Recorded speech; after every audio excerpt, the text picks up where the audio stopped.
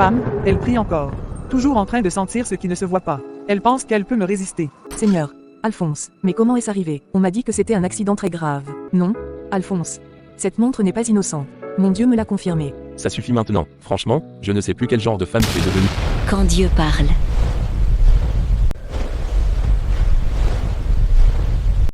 Alphonse. Alphonse, viens vite. Je crois que c'est le moment. Quoi, Rousse, tu es sûr?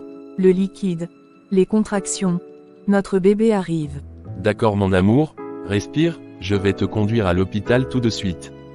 Donne-moi juste 2 minutes, je prends le sac du bébé. Seigneur, je remets tout entre tes mains. Protège mon enfant, conduis mes pas, dirige les médecins.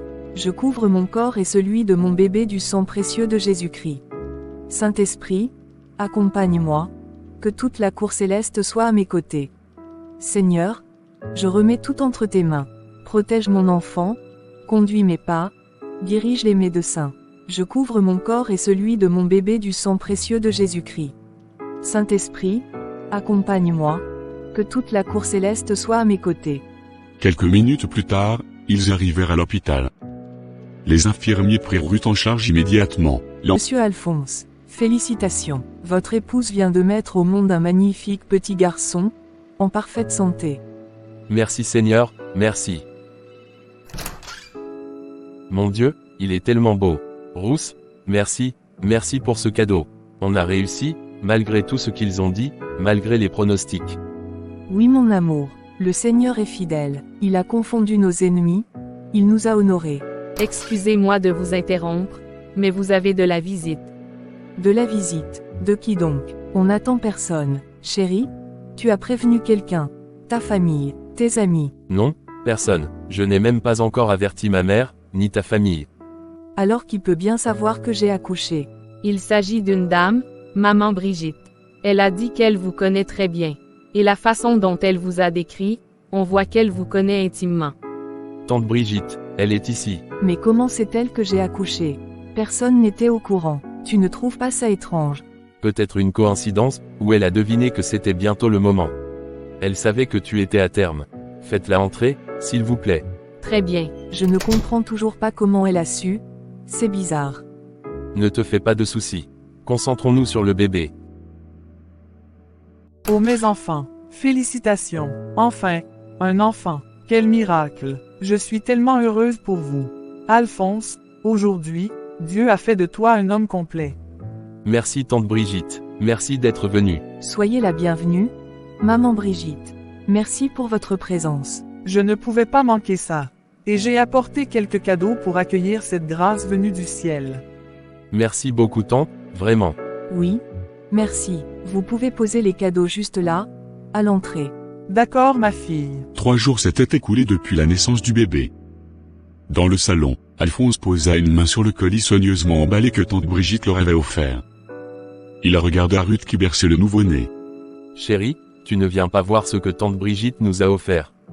Il y a sûrement des habits pour le bébé, des couches, peut-être même un petit berceau miniature. Quoi? Non? Alphonse, on n'ouvre pas ce colis. Pourquoi ça? Qu'est-ce qu'il y a? Parce que je ne veux rien venant de ta tante Brigitte.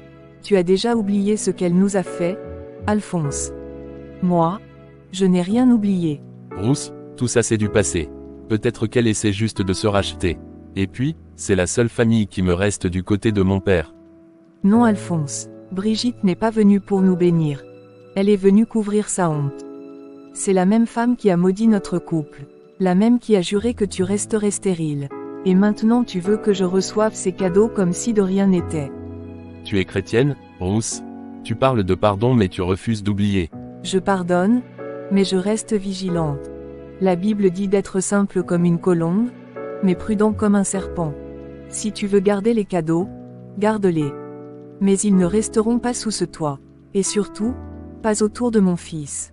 Fais ce que tu veux, Ruth. Fais comme tu veux avec ces cadeaux. La nuit tomba. Ruth sortit les cadeaux emballés dans le jardin. Le vent soufflait doucement, comme pour accompagner la gravité du moment. Dieu Tout-Puissant, Père de lumière, en qui il n'y a ni changement ni ombre de variation, je te remercie pour ton esprit qui me parle même dans le silence. Merci pour mon enfant, ce miracle vivant que tu as placé dans mes bras. Merci pour ton sang précieux qui protège, qui purifie, et qui révèle ce que l'œil humain ne voit pas. Seigneur, je sens le poison caché sous ce papier. Je sens l'hypocrisie derrière ces rubans. Je discerne la ruse de l'ennemi. Je refuse que ces cadeaux deviennent une porte pour les ténèbres. Ta parole dit que le voleur ne vient que pour voler, égorger et détruire.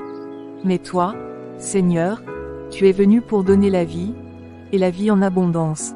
Alors aujourd'hui, je choisis la vie. Au nom de Jésus-Christ, je déclare, tout objet envoyé pour lier, influencer ou contaminer ce foyer perd tout pouvoir. Je brise toute incantation attachée à ces objets. Je détruis toute intention maléfique. Je ferme toute porte ouverte, toute connexion occulte. Je libère ma maison de toute influence étrangère. Seigneur, fais de cette maison un lieu de lumière. Protège mon fils. Garde son destin pur et son appel intact. Qu'aucune main étrangère ne puisse écrire sur les pages de sa destinée.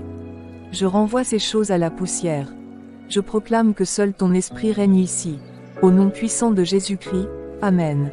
À des kilomètres de là, dans son sanctuaire obscur éclairé par des chandelles noires, maman Brigitte sursauta. Une force invisible venait de se rompre. Elle posa brutalement ses mains sur son autel. Cette femme, elle prie encore.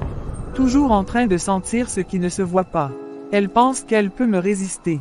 Elle croit que ses larmes suffisent à bloquer mes œuvres. Elle a brûlé mes cadeaux, mes points d'accès à sa maison, à son enfant. Ce feu a consumé mes liens, un à un. Je voulais lier ce petit, le détourner, mais elle a coupé le contact. Mais qu'elle ne se réjouisse pas trop vite. Elle croit que Dieu l'a entendu.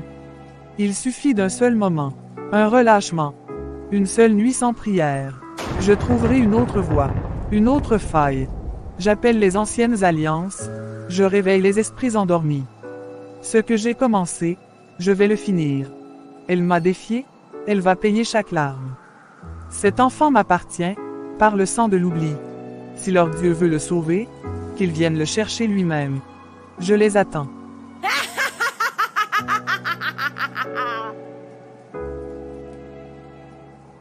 Eh bien, mais quel bonheur de te revoir, ma fille. Tu es venue nous visiter un peu au village. Oui, Tata, je suis passée voir l'état de santé de maman. Elle n'allait pas bien ces derniers jours. Ah oui, j'avais entendu cela. J'espère qu'elle va mieux maintenant. Oui, grâce à Dieu, elle se porte beaucoup mieux. Tant mieux, tant mieux.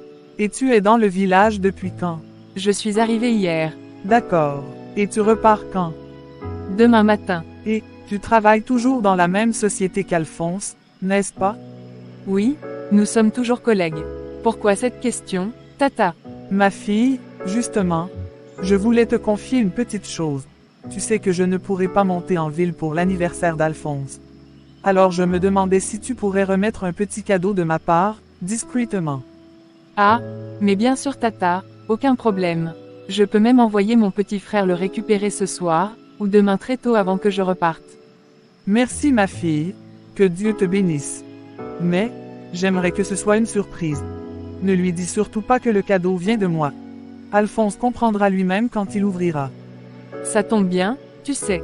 Au bureau, quand on fête les anniversaires, on ne dit jamais qui a donné quoi. Je mettrai ton cadeau avec le mien.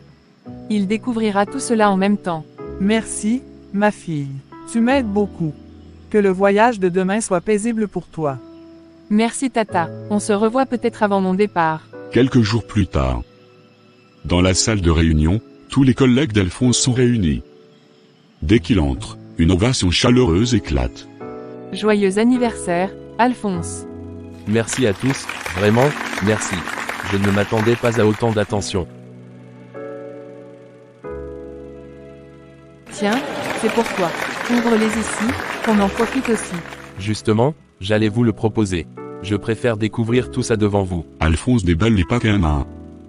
Lorsqu'il soulève un écrin contenant une montre élégante, son visage s'illumine. Ah ça, c'est du vrai goût. Elle est magnifique. Je la mets tout de suite. On savait que tu allais aimer. J'aime absolument tout. Merci infiniment pour ces marques d'attention. Vous êtes une équipe en or. Plus tard dans la soirée, Alphonse retrouve sa femme Ruth. Ils sont assis côte à côte dans le canapé.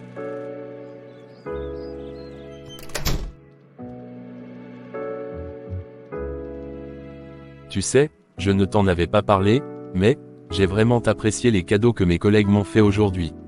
Ils sont tous très beaux. Je suis sincèrement heureuse que ça t'ait plu. Où sont les cadeaux? J'aimerais qu'on prie dessus avant que tu ne les utilises.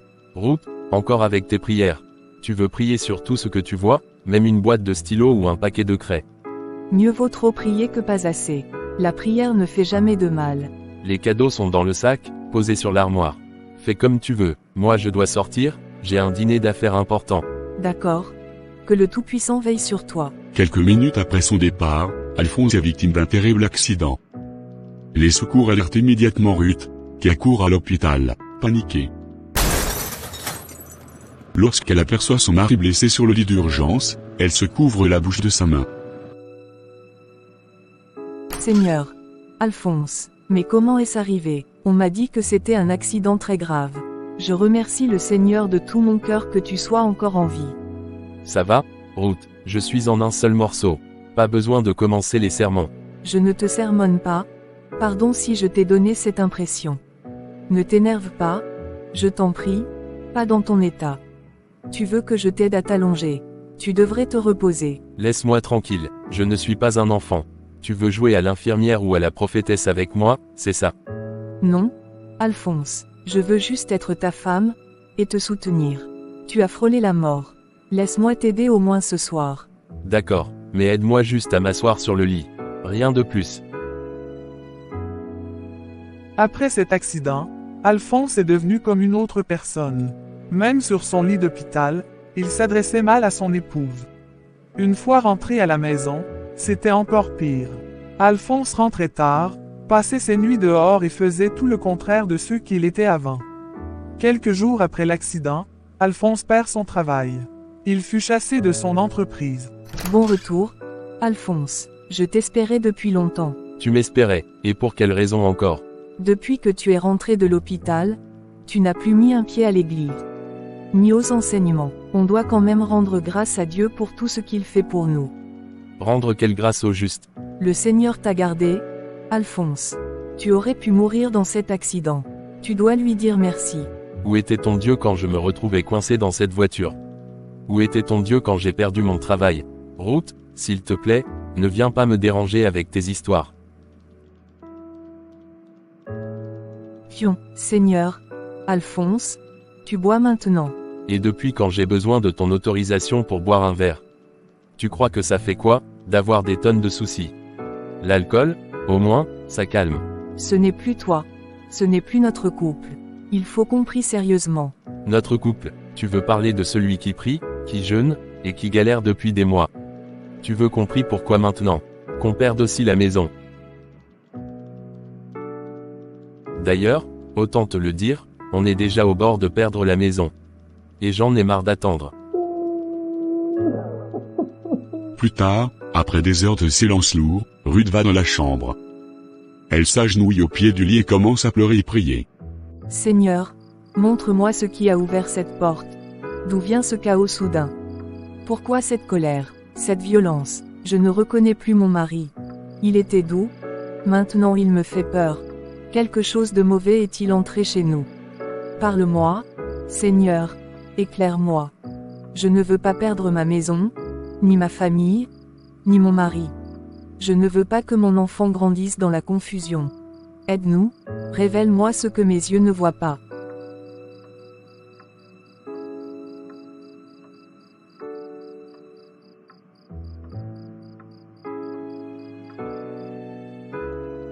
Je vais quitter cette maison.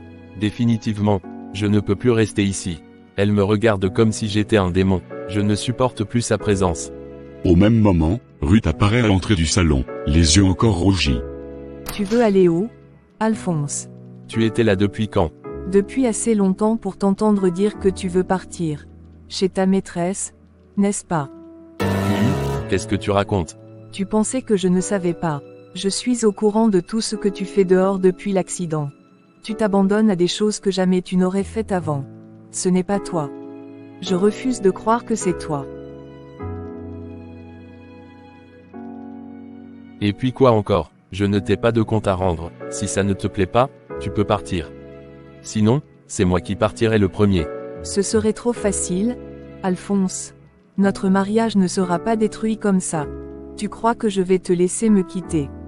Tu te trompes. Rien dans ce monde ne nous séparera. Même ces esprits qui pensent régner seront écrasés au nom puissant de Jésus. Même s'il faut tout perdre, même vivre dans la rue, je ne t'abandonnerai jamais. Mais je sais aussi que Dieu ne permettra pas qu'on en arrive là. Alphonse, suis-moi. Viens manger. J'ai préparé ton plat préféré.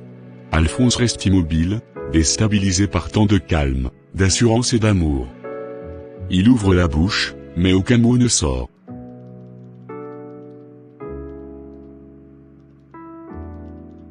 Quelques jours plus tard. Bien-aimé dans le Seigneur, loué soit Jésus-Christ.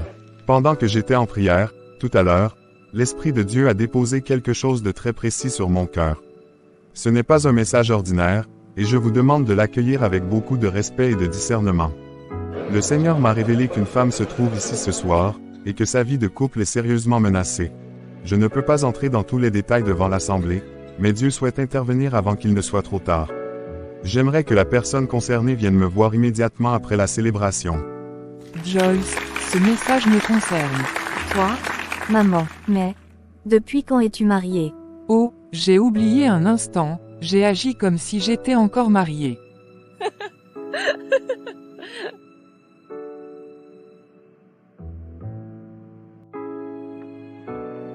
Bonjour, ma fille, que puis-je faire pour toi? Pasteur, je pense que la révélation que vous avez donnée tout à l'heure, parlait de moi. C'est pour cela que je suis venue vous voir. Dis-moi, es-tu mariée légalement, devant Dieu? Non, pasteur, mais je suis en couple. Et mon compagnon semble s'éloigner de moi, comme s'il ne voulait plus continuer. Ma fille, ce message ne concernait pas le concubinage. Il s'agit d'un mariage reconnu devant Dieu, d'une alliance spirituelle officiellement scellée. J'ai cru que c'était de moi qu'il s'agissait. Je comprends ton inquiétude. Que le Seigneur t'accompagne et te guide. Passe une bonne journée. Merci, pasteur, j'ai compris. Quelques minutes plus tard. Soyez la bienvenue, madame. Que puis-je faire pour vous? Pasteur Christophe, le message que vous avez transmis aujourd'hui, il est exactement le même que celui que Dieu m'a donné personnellement depuis plusieurs jours. Mais je n'arrive pas à comprendre d'où vient cette menace, ni comment elle a pu entrer dans ma maison malgré mes prières incessantes. Peut-être me tromper, peut-être que ce message ne me concerne pas, mais j'ai réellement besoin de votre aide. Madame, le message vous est bel et bien destiné. Lorsque Dieu parle à 2 reprises sur une même situation, ce n'est jamais une erreur. Dieu ne se trompe pas. Alors, que se passe-t-il, pasteur? L'homme que vous avez épousé traverse une attaque spirituelle sérieuse. Il y a un objet, ou un cadeau, qui a servi de porte d'entrée aux esprits mauvais. Si votre mari est encore en vie aujourd'hui, c'est parce que vous êtes une femme de prière, une femme pieuse, constamment couverte par la grâce de Dieu. Un objet, un cadeau, mais, pasteur, je prie toujours sur tout ce qui entre dans notre maison. Allez discuter avec votre mari. Posez-lui les bonnes questions, car Dieu ne ment jamais. J'ai compris, pasteur. Merci pour votre discernement et vos conseils. Quelques heures plus tard. Alphonse, Alphonse, ouvre, s'il te plaît. Alphonse, Qu'est-ce qui se passe encore? Pourquoi tu m'appelles comme ça? je viens de rentrer de la veillée. Et alors, tu ne pouvais pas aller te coucher tranquillement au lieu de me déranger? Qu'est-ce que tu veux exactement? J'aimerais qu'on parle. Parler de quoi, à cette heure-ci? Dis-moi, Alphonse, est-ce que tu es sûr de m'avoir donné tous les cadeaux que tu as reçus lors de ton dernier anniversaire? Pourquoi cette question? D'où ça sort? Réponds-moi sincèrement, s'il te plaît. Oui, enfin, je crois. Donc il y a autre chose, n'est-ce pas, Alphonse?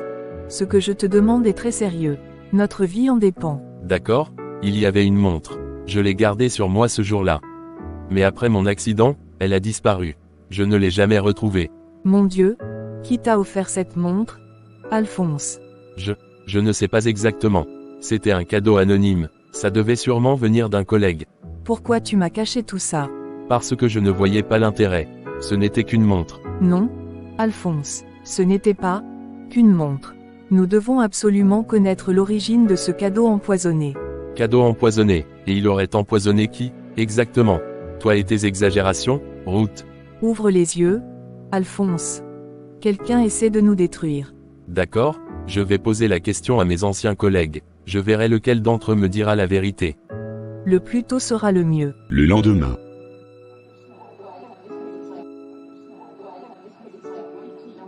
Merci d'être venu, Ebenezer. Ce n'est rien. Et encore, je suis vraiment désolé pour ton licenciement. Ne t'en fais pas, tout ça est derrière moi maintenant. En fait, j'aimerais te poser une question. Je t'écoute. Dis-moi, est-ce que c'est toi qui m'as offert la montre lors de mon dernier anniversaire? Non, ce n'était pas moi. Ebenezer, arrête d'être discret. Je ne travaille plus là-bas. Tu peux tout me dire. Et puis, soyons honnêtes, toi seul as ce genre de goût pour les montres. Je te jure que ce n'est pas moi. À cette période, je traversais une vraie crise financière. Je n'ai offert de cadeaux à personne. Alors, qui ça peut bien être? Pourquoi cette montre t'intéresse autant? Il y a un problème avec? Non, pas vraiment. Je l'ai juste perdue lors de mon accident, et j'aimerais en retrouver une semblable. Je comprends. Mais pourquoi ne demandes-tu pas directement au collecteur de cadeaux du bureau? Le collecteur. Oui. Il tient une liste anonyme de tous les donateurs, avec le contenu exact des cadeaux. Il pourra sûrement te dire qui t'a offert cette montre. Tu as raison, je n'y avais pas pensé. Fais-le. Tu auras ta réponse. Merci beaucoup, mon frère. Courage, Alphonse. Petit à petit, Alphonse a fini par découvrir que la montre venait de Nathalie, sa collègue de bureau. Il en parle à sa femme Ruth, qui n'hésite pas une seule seconde, avant de passer à l'affrontement. Elle n'a pas rencontré Nathalie, accompagnée de son mari Alphonse. Nathalie, dis-nous tout de suite ce que tu as mis dans la montre que tu as offerte à mon mari. Et dis-nous aussi pourquoi tu nous en veux à ce point. Pardon, je ne comprends absolument rien à ce que vous racontez. Alphonse, ta femme parle de quoi exactement? Ruth, je t'avais pourtant dit que Nathalie ne pouvait pas me faire du mal, je la connais depuis des années, ce n'est pas une mauvaise personne. Excuse-la, elle voit le mal partout ces derniers temps. Non, Alphonse. Cette montre n'est pas innocente. Mon Dieu me l'a confirmé. Ça suffit maintenant, franchement, je ne sais plus quel genre de femme tu es devenue. Tu cherches toujours des problèmes là où il n'y en a pas. Alphonse, calme-toi. Quoi, qu'est-ce que tu essaies de dire? Peut-être que ta femme a raison. Comment ça? En vérité, cette montre ne venait pas directement de moi. C'est la tante, Brigitte, qui me l'a donnée. Elle m'a simplement demandé de la remettre parmi les cadeaux. Jésus-Christ de Nazareth. Attends, comment est-ce possible? Pourquoi ne m'avoir jamais dit ça? Je ne voyais rien de mal à l'époque. Je n'imaginais pas une seule seconde que cette montre pouvait être liée à tout ce que tu traverses aujourd'hui. Ce que tu appelles, rien de mal, a ouvert une porte. Et maintenant, nous devons la refermer.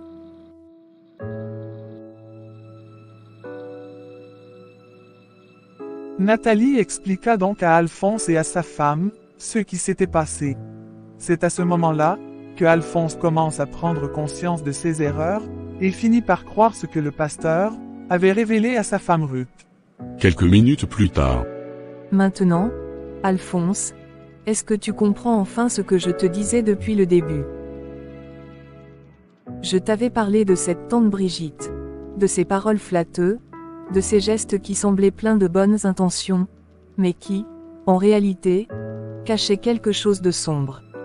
Tu as refusé de m'écouter. Et à cause de ton entêtement, le mal a trouvé une porte d'entrée dans notre maison. Ruth, pardonne-moi, j'ai été naïf, aveugle, ignorant.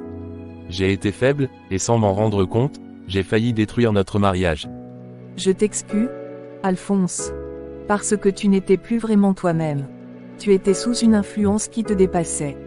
Mais ce n'est plus le moment des regrets. C'est le moment du combat. Nous devons reprendre tout ce que le diable a tenté de nous voler, notre paix, notre union, ta santé et notre avenir. Tu as raison, Ruth. Maintenant, je le vois clairement. Ma tante, Brigitte, c'est une sorcière. Mais je la vaincrai au nom puissant de Jésus-Christ. Voilà. C'est exactement ce que je voulais entendre. Je vais retourner voir le pasteur Christophe. Nous avons besoin de son accompagnement pour mener ce combat spirituel correctement. Tu as raison, et le plus tôt sera le mieux. Le lendemain matin. Bonjour, sœur Ruth. Soyez la bienvenue. Bonjour, pasteur. Merci de me recevoir. Entrez, je vous en prie. Installez-vous. Merci, pasteur.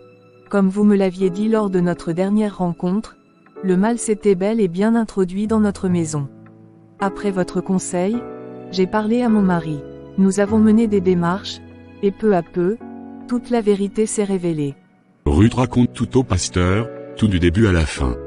Aujourd'hui, pasteur, nous savons qui est derrière tout cela. Il s'agit de Brigitte, la tante de mon mari. Je vois. Si je suis venu ce matin, pasteur, c'est pour implorer votre assistance, nous avons besoin de votre aide. Il n'y a aucun problème, Ruth. Le fait de connaître l'origine de l'attaque signifie que la plus grande partie du combat est déjà gagnée. Le Tout-Puissant n'abandonne jamais ses enfants. Et désormais, nous allons affronter ce mal avec l'autorité que Dieu nous donne. J'ai compris, pasteur. Je vais vous remettre une prière très puissante. Une prière de combat, de protection et de retour à l'envoyeur. Vous la ferez chaque nuit, avec votre mari, à minuit pile, pendant 7 jours consécutifs. Mais restez très vigilante. Le mal sait maintenant qu'il a été découvert. Il ne restera pas les bras croisés. J'ai bien compris. Ne vous inquiétez pas, Ruth. La victoire est déjà acquise en Christ. De mon côté, je resterai en communion de prière avec vous durant toute cette période. Merci beaucoup, pasteur. Que Dieu vous bénisse. Allez en paix, le Seigneur combat pour vous. Amen. Des heures plus tard. Père éternel, Dieu tout-puissant, Dieu d'Abraham, d'Isaac et de Jacob, nous nous présentons devant ton trône de grâce au nom puissant de Jésus-Christ de Nazareth. Car il est écrit, celui qui demeure sous l'abri du Très-Haut repose à l'ombre du Tout-Puissant. Seigneur, nous déclarons ce soir que notre maison, notre couple, notre corps et notre destinée sont sous ton abri. Nous revêtons maintenant l'armure complète de Dieu, le casque du salut, la cuirasse de la justice, la ceinture de la vérité, les chaussures du zèle de l'évangile de paix, le bouclier de la foi et l'épée de l'esprit qui est la parole de Dieu. Éphésiens 6h11-17. Seigneur Jésus, nous plaçons le sang précieux de Jésus-Christ sur notre maison, sur notre lit conjugal, sur nos portes, sur nos fondations, sur nos vies visibles et invisibles. Car il est écrit, ils l'ont vaincu à cause du sang de l'agneau et à cause de la parole de leur témoignage. Au nom de Jésus-Christ, nous prenons autorité sur tout esprit impur, tout esprit de sorcellerie, tout esprit d'accident, tout esprit de division et de destruction qui a été envoyé contre notre couple. Par cette autorité, nous lions maintenant toute œuvre des ténèbres et nous les rendons sans effet, au nom de Jésus. Père céleste, toute flèche lancée contre nous, tout complot formé dans les ténèbres, tout objet utilisé comme point de contact contre notre vie. Nous déclarons selon ta parole, aucune arme forgée contre nous ne prospérera. Que toute œuvre du mal soit annulée, neutralisée et retournée au néant, par la justice de Dieu et la victoire de la croix. Seigneur, je te demande pardon pour mon ignorance, pour mon aveuglement, pour toute porte que j'ai ouverte sans le savoir. Et nous recevons maintenant la délivrance, la restauration, la paix, la santé et la communion parfaite dans notre foyer. Nous déclarons que Jésus-Christ est Seigneur sur notre maison. Nous déclarons que la victoire est acquise. Nous déclarons que notre couple est scellé par Dieu. Car il est écrit, si Dieu est pour nous, qui sera contre nous? À toi seul soit la gloire, l'honneur et la domination, au siècle des siècles. Amen. Amen.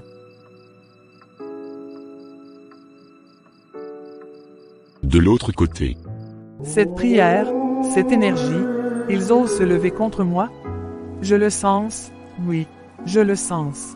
Alphonse, Ruth, pauvres insensés. Vous croyez vraiment que quelques paroles murmurées à minuit peuvent briser ce que j'ai tissé depuis si longtemps? Esprit de l'ombre, force que j'ai nourrie dans le silence, regardez ceux qui osent défier mon autorité. Leur foyer est entre mes mains. Quoi qu'ils fassent, ils resteront sous mon emprise. À jamais. Qu'ils oublient la paix, qu'ils oublient la joie, que leur maison devienne un lieu de dispute et de larmes. Leur enfant, qu'ils ne grandissent pas. Que l'ombre de la mort plane sur lui, qu'elle marche à ses côtés. Que la précarité s'installe dans leurs jours, que leurs efforts soient vains, que leurs projets tombent en poussière. Et toi, Ruth, ta boutique, ton travail, ton espoir, qu'il soit consumé, réduit à néant. Quant à toi, Alphonse, tu échapperas peut-être une fois, mais pas deux. Cette fois, tu ne te relèveras pas.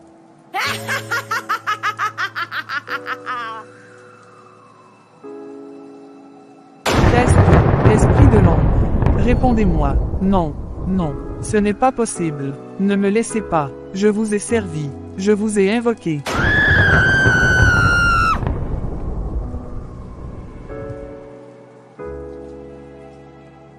Esprit, répondez-moi, à l'aide. Je ne vois plus.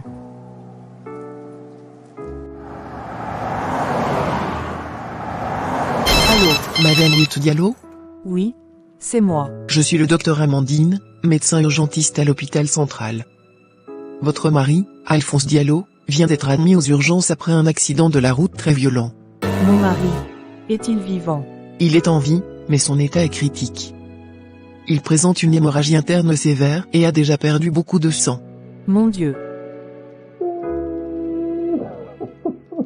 Nous avons besoin d'une transfusion immédiate. Selon son dossier médical et les critères de compatibilité, vous êtes la donneuse la plus indiquée. J'arrive tout de suite, docteur. Je vous en supplie, faites tout pour le sauver. Madame, écoutez-moi bien. Si vous n'êtes pas ici dans les 15 à 20 prochaines minutes, nous risquons de le perdre. Je pars maintenant, je ne veux pas perdre mon mari. Dépêchez-vous. Chaque minute compte. Qui est là? Pauline, qu'est-ce que tu fais ici? Tante Ruth, je suis désolée de débarquer comme ça, mais j'ai vraiment besoin de vous. Pauline, je suis désolée, mais je dois partir immédiatement à l'hôpital. Mon mari est entre la vie et la mort. Je sais, mais moi aussi, c'est une question de vie ou de mort. Qu'est-ce que tu racontes? Ma mère, Brigitte, elle a eu un accident. Un accident. Les médecins disent qu'elle est dans un état critique. Elle a demandé à vous voir, maintenant. Oui, elle est paralysée, et elle a aussi perdu la vue. Moi, pourquoi moi? Elle dit que si vous ne venez pas dans les 15 prochaines minutes, elle ne survivra pas. Tante Ruth, je vous en supplie, c'est la seule famille que j'ai. Je ne peux pas perdre ma mère maintenant. Seigneur, la parole de Dieu dit, aimez vos ennemis, bénissez ceux qui vous maudissent. Mais mon mari est en train de mourir. Il a besoin de mon sang pour vivre. Et devant moi, il y a une jeune fille innocente, qui risque de devenir orpheline dans la douleur et la solitude. Sauvez l'homme que vous aimez de tout votre cœur, ou sauvez la mère de votre ennemi pour ne pas briser la vie d'une enfant innocente, si vous étiez à ma place, si vous aviez 15 minutes pour choisir. Que feriez-vous ?